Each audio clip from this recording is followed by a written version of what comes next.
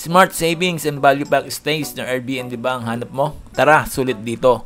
Kung ikaw nga ay naghahanap ng matutuluyan na swak sa budget or di kaya ay tamang pang hideout place na talagang magugustuhan nyo sa loob ng isang subdivision, pues ito ang perfect sa mga katulad mong mahilig tumambay or di kaya gusto mawala ang stress dahil sa busy world nyong trabaho.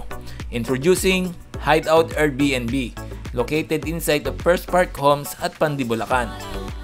Alam nyo ba na sa halagang 1,099 pesos lang na regular rates, good for 2 packs na ang napaka-modern and stylish na Airbnb na ito?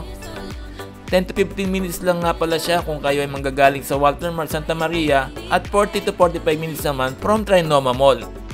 Siyempre, pagpasok nyo pa lang sa gate ay bubugad na ang basketball hoops game at portable swimming pool. O diba, panalo agad? Talagang hindi ka maboboard dito sa dami pa naman ng pagdilibangan. Isa na nga sa pinaka-nagustuhan namin dito ng anak ko ay syempre ang classic arcade machine na sobrang daming games. Wow!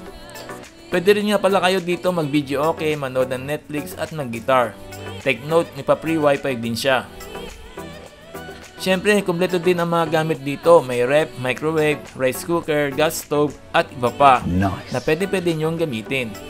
Kung nakalimutan nyo naman magbawa ng snacks or chichirya, ay meron naman silang mini store kung saan pwede ninyong bilhin ang mga food na nakadisplay at ang nasa loob ng fridge. Basta iiwan nyo lang ang inyong mga bayad. Okay. Cool, diba?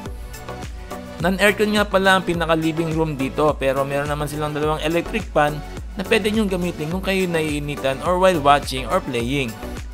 Sa second floor naman ay meron 2 fully air-conditioned na room kung saan talagang marerelax kayo at mahihimbing ang tulog ninyo.